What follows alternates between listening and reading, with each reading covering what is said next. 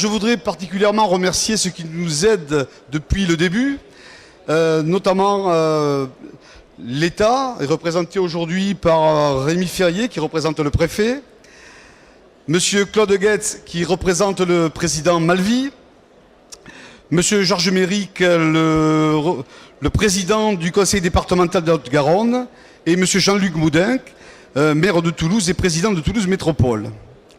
Dans cet accueil, je ne voudrais pas oublier Alain Di Crescenzo, qui c'est un accueil un peu particulier puisqu'il est un peu chez lui, puisque je dirais qu'il est copropriétaire de ce salon, donc l'accueillir c'est un peu curieux, mais je voudrais surtout le remercier au nom de toute l'équipe de Stian pour le travail qu'il a accompli, lui et son équipe, pour que ce salon aujourd'hui soit, je crois, bon, on le verra dans 2 jours, mais une réussite. Quelques remerciements particuliers aussi à des structures qui nous aident régulièrement et qui nous donnent de la crédibilité vis-à-vis du monde économique, notamment l'UIMM, la CGPME, Airbus, avec Didier Casemmeyer, qui est toujours présent pour nous donner un coup de main, les différentes CCI de la région. Je voudrais saluer 2 structures différentes. D'abord, les CCI du Languedoc-Roussillon, qui, à l'initiative du président Alain Di Crescenzo, sont aujourd'hui présentes sur ce salon. Ça préfigure sûrement des actions plus importantes à terme. Et ensuite, des délégations qui sont venues de plus loin que notre région. Une délégation d'industriels coréens qui viennent de Séoul, qui sont ici au premier rang. Donc on les remercie. Et ils sont conduits par la Chambre de commerce internationale de Séoul. Et ensuite aussi une délégation d'universitaires marocains qui sont présents et qui travaillent déjà avec des laboratoires et des universités toulousaine. Bon, maintenant, en quelques mots, revenons-en aux fêtes et au salon. Le salon, aujourd'hui, c'est 17 000 mètres carrés d'exposition, 700 exposants, dont un peu plus d'un tiers sont de la région Midi-Pyrénées. Ça montre quand même que ce salon dépasse les frontières de la région, et avec la présence de régions industrielles fortes, comme l'Île-de-France, Rhône-Alpes, les pays de Loire, avec Nantes, qui sont présents. Le thème du salon, c'est l'industrie du futur, avec un zoom tout particulier sur une technologie qui est la fabrication additive. Alors la fabrication additive, je pense que vous voyez de quoi il s'agit, c'est la version industrielle de l'impression 3D, mais dédiée au monde industriel pour faire de vrais produits industriels qui sont utilisés dans les constructions mécaniques. Alors qu'est-ce qu'on va voir au sujet de l'usine du futur aujourd'hui? 6 thèmes principaux. De la communication directe via les participants. Il y a 12 plateaux télé, 12 conférences, dont une ce soir sur la fabrication additive et qui sera conduite par le spécialiste de chez Airbus qui connaît bien ces sujets-là. On a même un représentant du groupe Michelin qui vient de faire part de son expérience. Et c'est très important que ces 2 grandes entreprises nationales puissent montrer les attentes de ces donneurs d'ordre vis-à-vis du tissu industriel. Il y aura quelques entreprises, aussi des PME de notre région, qui se sont déjà engagées dans cette voie. Il y aura un espace industrie du futur, organisé et animé par la CCI de Toulouse, alors encore merci pour leur participation, où on pourra trouver, où les industriels, les visiteurs, pourront trouver tous les composants qui permettent à une entreprise de s'orienter vers l'usine du futur. Ça va depuis les problèmes de conception, de fabrication, de maintenance, toutes les nouvelles technologies qui vont permettre aux entreprises de s'orienter dans cette voie. On n'a pas oublié la présence de l'homme dans l'usine du futur, avec un espace qui sera dédié à l'emploi et à la formation, et où on retrouvera sur un espace toutes les structures de la région qui participent à ces actions de formation et d'emploi. On a pensé aussi à valoriser les clusters et les start-up. Les start-up qui sont souvent d'ailleurs hébergées par les collectivités régionales et nationales, qui seront présentes dans le hall 4, que l'on verra tout à l'heure. Et puis pour finir sur la présentation de Stian, dans le hall 6 que nous allons voir tout à l'heure, une exposition de machines de production de haut niveau technologique. Pour vous donner une idée, il y a à peu près 120 machines, ce qui représente 600 tonnes de matériel. 600 tonnes, c'est pas rien. Il y avait 120 personnes qui travaillaient la semaine dernière pour monter cette usine. Donc on peut voir en direct ces nouvelles technologies. Voilà, donc votre présence à tous ici et la présence des exposants confirme votre confiance dans ce salon. Et c'est pour nous un gage, je dirais, de confiance, de voir qu'on est bien relayé par tous nos partenaires.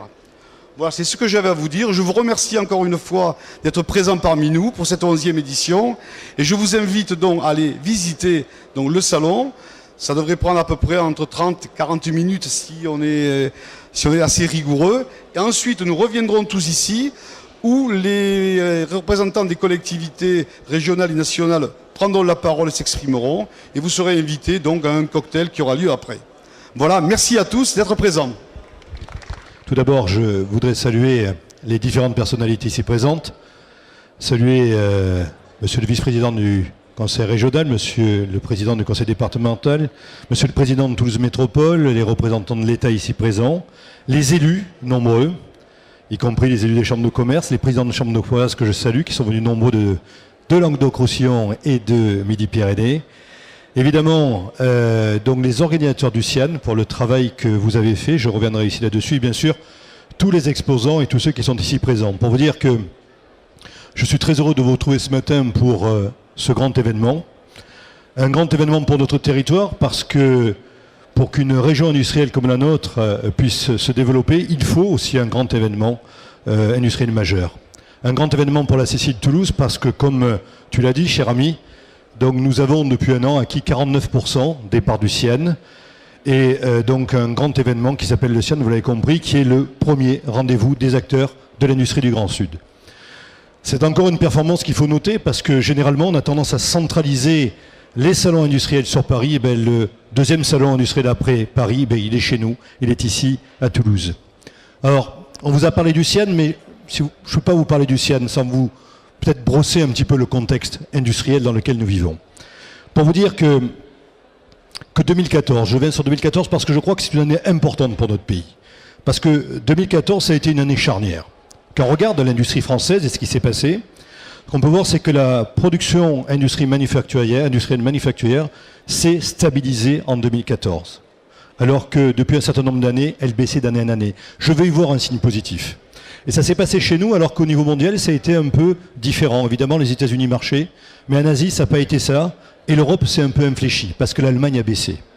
Mais vous allez voir qu'en 2015, globalement, on a ce phénomène qui s'est accentué, où nous sommes tous en croissance. Alors bien sûr, il y a un alignement de planètes que vous connaissez ou de comètes que vous connaissez, mais simplement sur cet alignement-là, l'Europe, en termes de production industrielle, c'est une augmentation au premier trimestre de 0,7%, et la France a franchi le cap des 1%.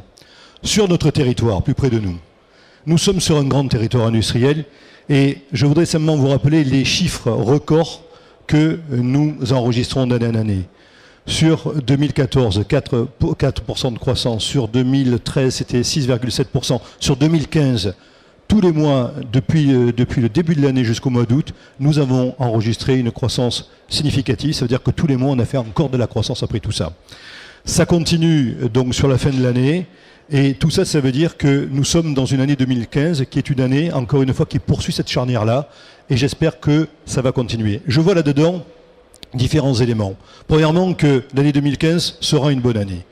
Deuxièmement, que le niveau de confiance des entrepreneurs est sensiblement plus élevé que les autres années. Et on n'y est pas pour rien, si vous voulez mon avis, en tout cas sur le territoire. Et sans doute, j'y vois quelque chose, et je salue le représentant de l'État. Je pense que toute l'énergie qu'on a mis sur l'usine du futur, sur l'industrie du futur, ben ça commence à peser. Et encore une fois, c'est important pour nous. Dernier point que je vois, c'est que ce territoire-là, qui est le nôtre, ben c'est un territoire record en termes d'industrie au niveau national, et c'est important de le souligner. L'industrie sur le territoire, et sur Midi-Pyrénées, monsieur le président de la Chambre de région, l'industrie, c'est 15% de notre PIB. C'est aussi, nous sommes la 4e région de France. Et donc, quand on regarde ce que nous faisons, quand on regarde l'évolution, encore une fois, au niveau région Midi-Pyrénées, on se dit que c'est pour ça qu'il ne faut rien lâcher. C'est pour ça qu'il faut accompagner notre industrie et son évolution vers une industrie du futur plus compétitive et plus forte. Et dans ce contexte d'industrie du futur, dans ce contexte territorial que nous avons, il est important de resituer ce fameux projet Industrie du futur. Il a été lancé, vous le savez, par le président en avril 2015. Et je voudrais simplement vous rappeler donc le thème et le sujet de ce plan-là. amener chaque entreprise à franchir un pas sur la voie de la modernisation de l'outil industriel. Ça, c'était en quelque sorte l'usine du futur. Mais dans l'industrie du futur, c'est aussi la transformation du modèle économique des entreprises. C'est pour ça qu'il nous appartient à nous, les représentants de l'industrie, les drivers de l'industrie, les chambres de commerce, de décliner ce plan industrie du futur sur le territoire, de l'accompagner dans la transformation des modèles économiques des entreprises, dans leurs organisations et bien sûr dans le mode de commercialisation et de conception, parce que c'est ça le plan usine du futur, industrie du futur.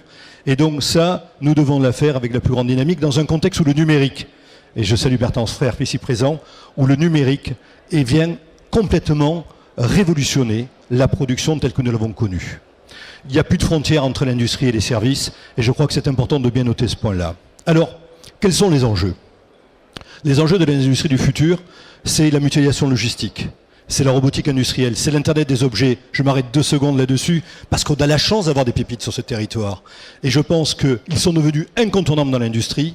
Et quand il y a quelque chose d'incontournable, si en plus nous avons les pépites sur le territoire, c'est un avantage compétitif extraordinaire pour nos entreprises, qu'elles soient de Midi-Pyrénées ou bien sûr de Languedoc-Roussillon. Alors c'est autant d'axes sur lesquels nous travaillons, vous le savez. Et quand je parle d'entreprise, quand je parle d'industrie, je ne peux pas ne pas parler des territoires. Ce qu'on dit souvent avec mes collègues présidents de chambres de commerce et d'industrie ici présents, c'est que globalement l'entreprise, elle n'est pas hors sol, elle est dans le sol. Et donc, il serait une erreur de ne pas considérer comme une opportunité dans notre industrie le fait que nous ayons cette fusion avec Languedoc-Roussillon. Ça nous donne une nouvelle donne. Nous rebattons les cartes. Ce n'est pas tout le temps que nous avons une réforme comme celle-ci qui doit servir aux entreprises. Je vous rappelle les grands éléments. Donc, on sera presque 6 millions d'habitants. Donc, ça veut dire des forces vives avec une démographie positive. Nous serons bien positionnés, vous le savez, à la frontière d'un tas d'éléments, l'ouest et le sud, pas très loin de l'Espagne, entre montagne et Méditerranée. Et nous aurons une force économique importante. Et j'en parle en regardant mon ami président du MEDEF. Nous aurons à peu près 240 000 établissements inscrits au registre du commerce et des sociétés. Et ça représentera 1 200 000 emplois salariés. Donc c'est une grande force que nous avons. Sur cette grande force, vous savez que je la décline en additionnalité, en complémentarité. Si je regarde dans le monde industriel, quels sont les éléments qui nous relient? La logistique, très présente en Languedoc-Roussillon, on en a beaucoup parlé. On en parlait des ports ce matin qui sont fondamentaux pour le développement de notre économie.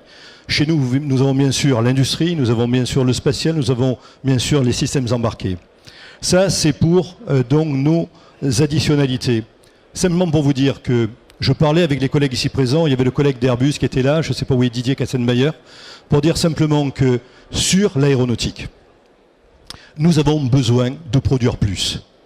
Nous avons besoin de suivre les cadences. Et si on peut travailler avec des entreprises de Languedoc-Roussillon pour être meilleurs là-dessus, pour mieux produire, pour plus produire, c'est une grande opportunité. Et je salue le plan développé par le président de la CCI d'Alès là-dessus et la région Languedoc-Roussillon d'identification des entreprises industrielles du territoire. Sur les complémentarités, c'est qu'est-ce qui va faire que 1 + 1 va être supérieur à 2. Dans l'industrie, je citerai 3 secteurs. Le numérique, bien sûr, où là, nous avons à peu près 60 000 emplois en tout, donc sur les 2 territoires, avec des pépites extraordinaires. Le numérique, c'est un outil industriel fondamental, vous le savez.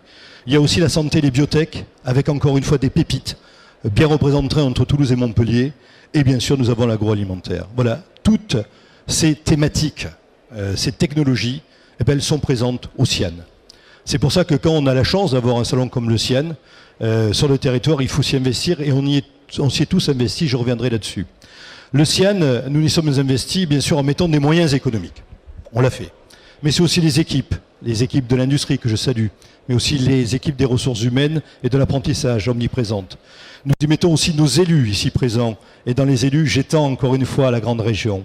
Et ceci avec un seul objectif. Nous voulons faire du CIAN une usine à solutions et à bonnes pratiques pour les entreprises. C'est ça la volonté du CIAN. Alors qu'est-ce qu'on fait, nous, Chambre de commerce, sur ce CIAN-là, en dehors, sur cette édition, en dehors d'avoir 49% du capital depuis 1 an?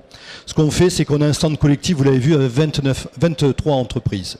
Ce sont des entreprises qui n'auraient peut-être pas pu exposer au CIAN. Nous les accompagnons et nous les aidons à communiquer. Nous organiserons des rencontres d'affaires avec le club stratégie achat, parce que en contrepartie de ces belles entreprises que nous avons, nous devons avoir des acheteurs. Et c'est pour ça qu'ils vont tourner pour rencontrer les entreprises. Nous aurons plusieurs conférences sur le développement industriel et la diversification, sur l'industrie du futur et les objets connectés, avec Madeli, Digital Place et Captronics. Nous aurons un espace usine du futur et industrie du futur. Vous l'avez vu ce matin. C'est quoi? C'est à la fois des entreprises qu'on va orienter pour dire voilà, vous avez un projet usine du futur ou industrie du futur, voilà comment on peut vous aider, voilà quels sont les guichets pour faire financer les différentes opérations. Mais il y a aussi des démonstrateurs. Ça veut dire que là-dessus, sur ce centre-là, on va pouvoir avoir des technologies qui pourront être réutilisées par d'autres entreprises pour faire le cap. Nous aurons 3 plateaux télé, une visite du CIEN par des jeunes en orientation. Vous savez que nous manquons de main-d'œuvre dans l'industrie. Et donc il faut casser ces idées reçues qui disent que l'industrie, c'est pas propre, que l'industrie c'est pas bien payé, etc. C'est faux, c'est le contraire.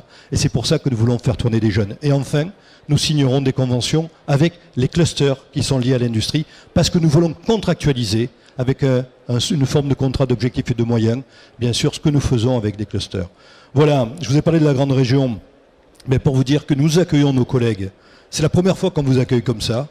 Alors évidemment, il y a la grande région, elle y est pour quelque chose, mais ça nous permet, on s'est rencontrés depuis un certain nombre de mois, et je suis très heureux de vous avoir ici, que vous ayez des stands et que vous puissiez exposer sur le CIAN mieux que ce que vous le faisiez par avant. Pour conclure, 2 choses. Remercier les partenaires. On n'a jamais rarement eu autant de partenaires. Les collectivités sont toutes présentes. Nous avons les pôles qui sont présents, les clusters qui sont partenaires de cette édition. Et encore une fois, c'est quelque chose qu'il faut souligner, parce que je sais que c'est difficile, que l'argent est rare. Et je vous remercie très chaleureusement de tout ce que vous avez fait pour nous et pour ce salon. Et ensuite, vous dire que nous sommes dans une période extraordinaire pour moi, dans le sens des débouchés, dans le sens de peu ordinaire. À nous d'être offensifs. À nous de nous plonger dans cette industrie du futur, non pas de la subir, mais de la vivre.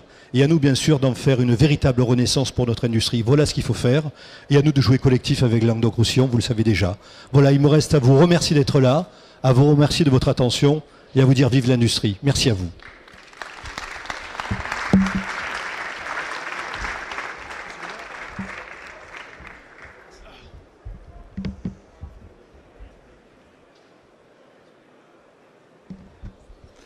Bien.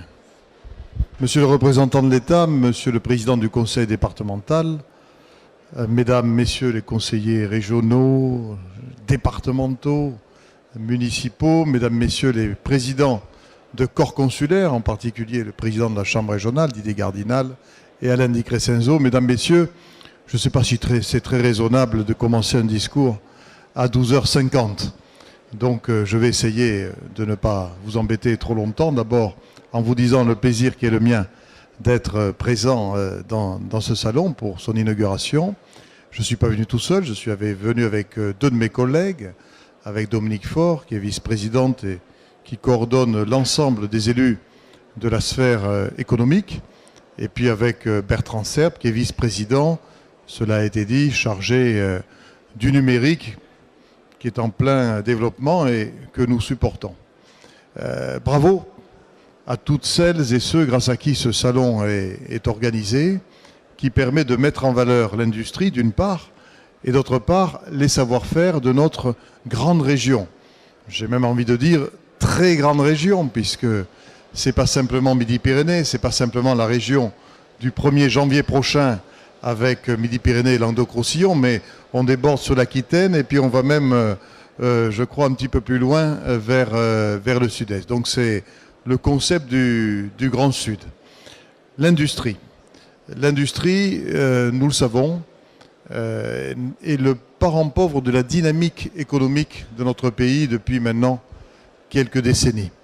La désindustrialisation du pays est une réalité. Il y a des statistiques que l'on nous sort régulièrement qui font assez froid dans le dos, avec une sorte de discours qui est servi comme si c'était une fatalité, à savoir que la désindustrialisation aurait pour vocation d'aller toujours plus bas, de ne jamais se terminer, et que nous serions en quelque sorte condamnés à une mono-économie sur le secteur tertiaire.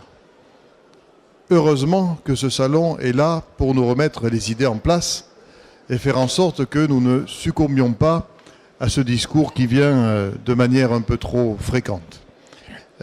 Bravo à celles et ceux grâce à qui ce salon est organisé, parce que il donne un coup de projecteur sur des savoir-faire et surtout sur la capacité de nos industriels, non seulement de demeurer dans un besoin identifié depuis longtemps, voire des traditions familiales à travers un tissu d'entreprises industrielles qui ont une histoire et qui viennent de loin, mais aussi leur capacité à se renouveler, c'est-à-dire à répondre présent aux défis d'aujourd'hui et donc à jouer la carte de l'innovation.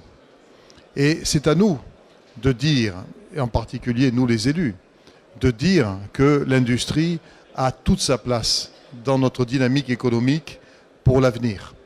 Et nous avons la chance ici à Toulouse d'être en quelque sorte assis sur ce qu'on appelle l'économie de la connaissance. Nous savons effectivement que l'avenir de l'industrie, mais l'avenir tout court, c'est la mise en valeur des connaissances, c'est l'excellence scientifique, c'est le croisement entre le savoir-faire des industriels des hautes technologies, la recherche, l'innovation, et puis le monde académique qui est particulièrement bien représenté sur notre territoire. Et c'est vrai que le Grand Sud est un territoire qui depuis toujours a beaucoup d'appétit pour le savoir. Le savoir, c'est véritablement dans nos gènes de sudistes, et je crois qu'elle a la clé de notre industrie, de l'avenir de notre industrie. Et le rôle de la métropole, bien sûr, dans les compétences qui sont les siennes, qui sont des compétences délimitées par la loi, qui sont des compétences qui s'exercent en complémentarité de l'action des autres institutions, je pense à la région en particulier, c'est d'être là pour soutenir l'innovation et l'économie de la croissance. C'est ce que nous faisons à travers la démarche des campus, en particulier à Montaudran, à l'Oncopole. Nous avons la chance, effectivement, d'avoir encore ici, au cœur de la métropole, du foncier disponible et de pouvoir mettre ensemble les différents acteurs, les différents partenaires. Pourquoi ? Parce que nous savons bien que dans le monde d'aujourd'hui, seul, on ne peut rien faire. Et que c'est par le partenariat, par l'addition des compétences, par la mise en œuvre harmonieuse des complémentarités que nous pouvons en quelque sorte dessiner un chemin et préparer l'avenir. Alors à la métropole, nous avons décidé de mettre tout cela en forme avec Dominique, mais aussi en relation très étroite avec la Chambre de commerce et avec Alain. Nous avons déterminé un schéma de développement économique. Ce schéma de développement économique, c'est une première. Nous n'avions pas jusqu'ici, sur le territoire de l'intercommunalité toulousaine, une feuille de route précise, formalisée et concertée. Nous l'avons établi pas tout seul, nous l'avons mise en œuvre après 6 mois de travail, d'échanges, de dialogue avec le tissu économique local. Et donc, ce que nous avons produit, on peut véritablement dire que c'est quelque chose que nous avons coproduit avec 20 directions, 20 projets. Et nous avons installé la semaine dernière 20 chefs de projet avec une pratique assez innovante qui a consisté à faire en sorte que les 20 chefs de projet ne soient pas uniquement des fonctionnaires ou des techniciens de la collectivité, mais que ça soit à 50-50, 50% effectivement des responsables de notre collectivité, mais 50% des acteurs extérieurs d'autres institutions. C'est notre manière à nous de poursuivre le dialogue et l'action avec le tissu économique et avec tout l'environnement partenarial, justement. Et j'espère que ce schéma de développement économique va donner plus de force, plus de cohérence et plus de solidité à tout ce qui a été jusqu'ici entrepris. Et puis, ça sera mon dernier message dans un contexte de morosité économique. Quand on vient dans un salon comme celui-ci, eh bien, quelque part, c'est un bain de jouvence auquel nous sommes conviés, parce que justement, on aperçoit beaucoup de perspectives, beaucoup de progrès. Il faut que nous, les collectivités, on ait du répondant. Notre levier, c'est le budget d'investissement. Et là aussi, nous avons fait des choix il y a quelques mois, dans un contexte que vous connaissez tous, qui est un contexte difficile, mais je ne sais pas à la vérité si les contextes faciles existent encore aujourd'hui, que ce soit dans le privé ou dans le public. Le choix que nous avons fait, c'est de maintenir un haut niveau d'investissement. Nous allons, je dirais, toute notre holding, si je peux employer un vocabulaire qui n'est pas celui de la collectivité, mais quand on additionne la métropole, la ville de Toulouse, Habitat Toulouse, l'autorité des transports, notre société d'aménagement, nous allons injecter quelques 4 milliards d'investissements d'ici 2020 dans l'économie sur des projets qui vont faire progresser le territoire au service de son avenir. Et je suis sûr que les acteurs de l'économie s'y retrouveront. En tout cas, bravo à celles et ceux que ce salon met très justement en valeur aujourd'hui.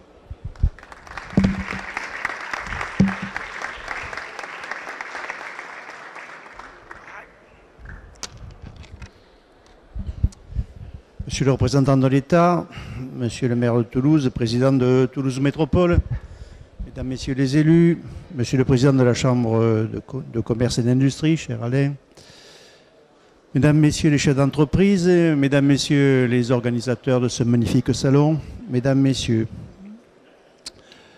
en tant que président du conseil départemental, je suis heureux, aux côtés de Sandrine Floureuse, vice-présidente chargée de l'économie, de m'exprimer aujourd'hui devant vous et de pouvoir saluer l'ensemble des acteurs de cette 11e édition du Salon des partenaires de l'industrie du Grand Sud-Ouest. En effet, savoir-faire et innovation sont deux mots-clés qui contiennent la promesse d'un gisement d'emplois d'avenir et l'espoir d'une dynamique économique retrouvée sur notre territoire comme dans l'ensemble de notre pays. Mesdames, Messieurs, pour nous, le Salon des partenaires de l'industrie du Grand Sud-Ouest est un formidable accélérateur de projets.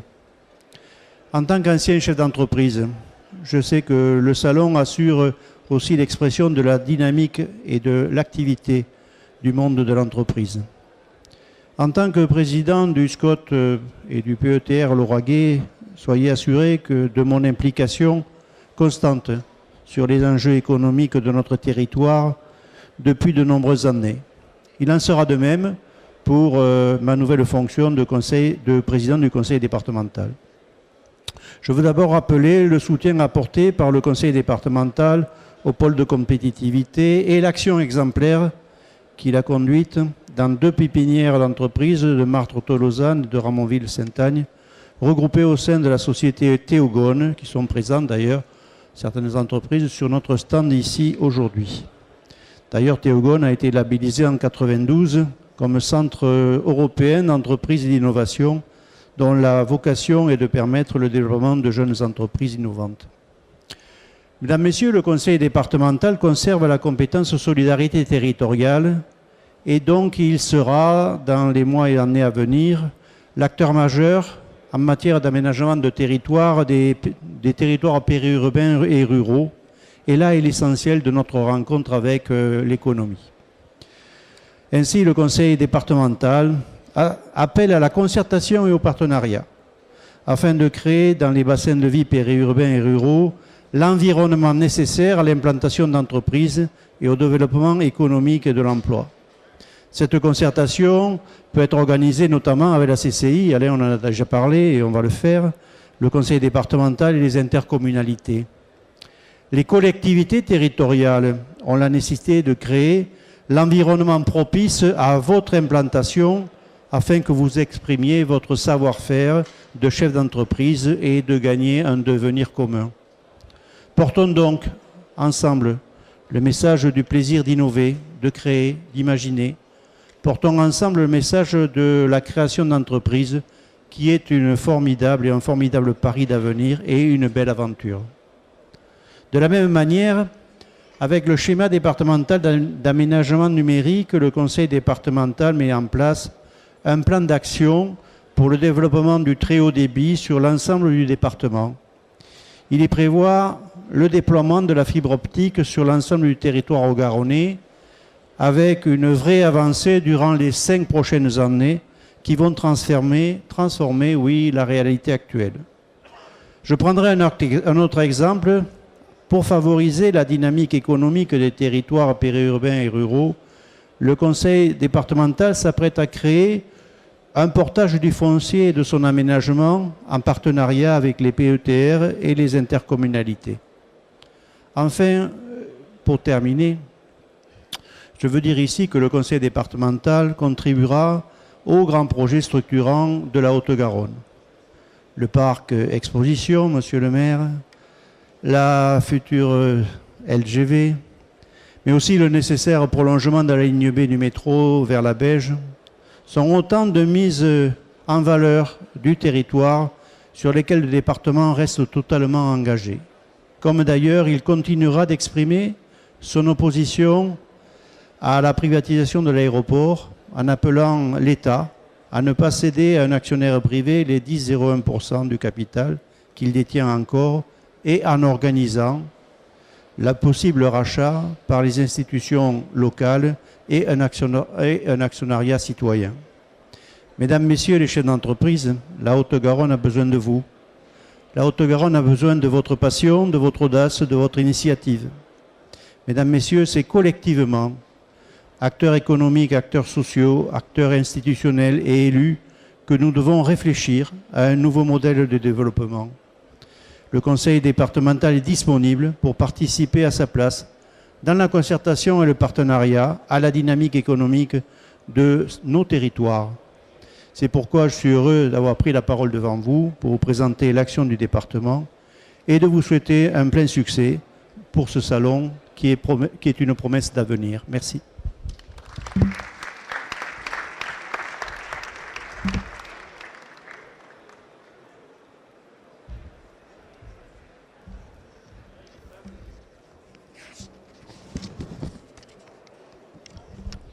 Monsieur le représentant de l'État, Monsieur le président du conseil départemental, Monsieur le président de la métropole, Monsieur les présidents des CCI, le président de la CCI de Toulouse, le président de la Chambre de commerce de Midi-Pyrénées, Mesdames et Messieurs les présidents, Mesdames, Messieurs.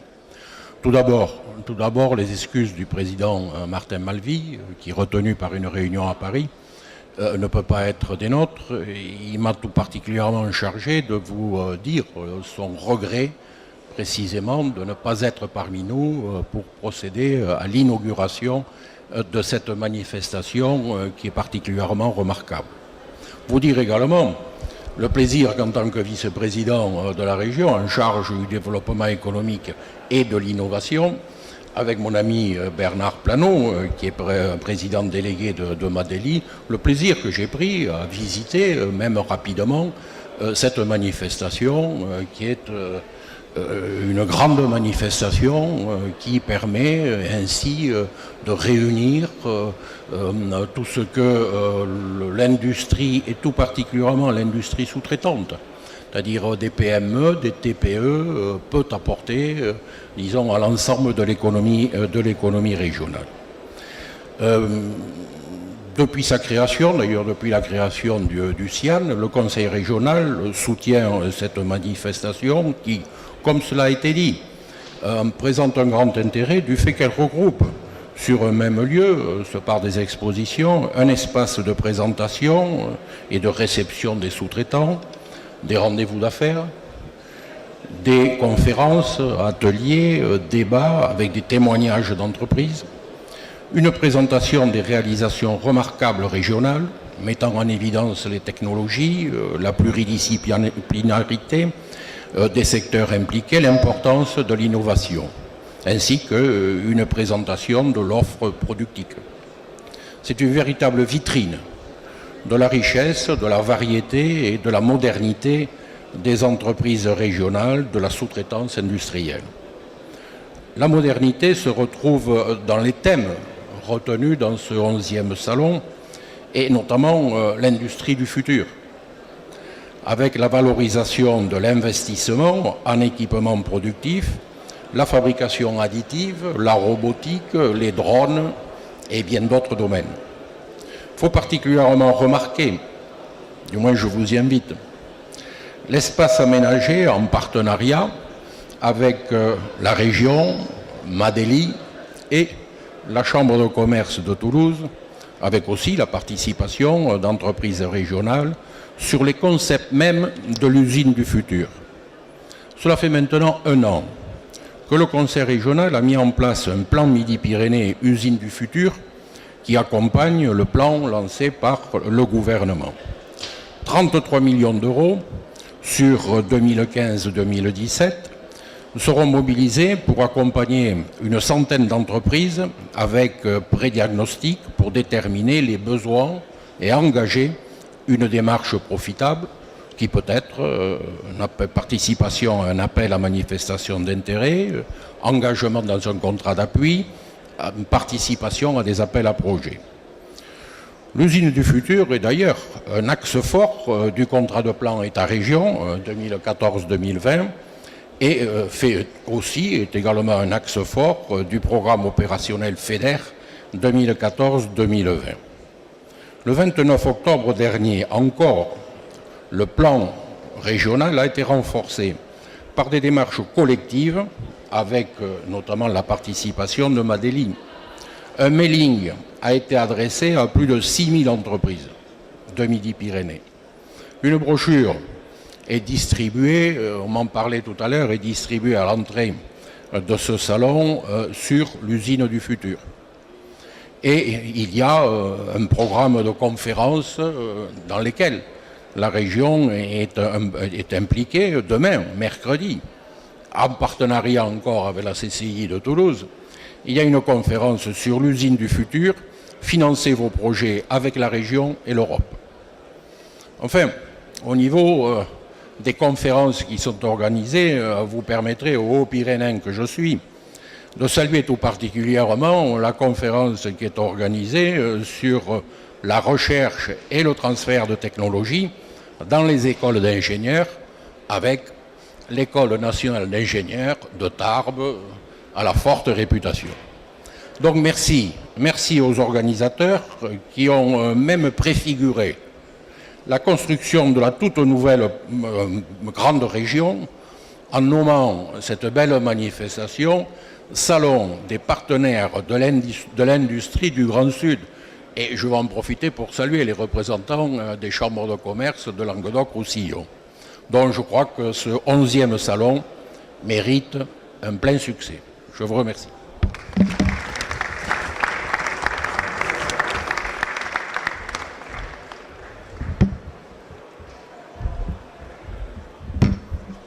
Bonjour.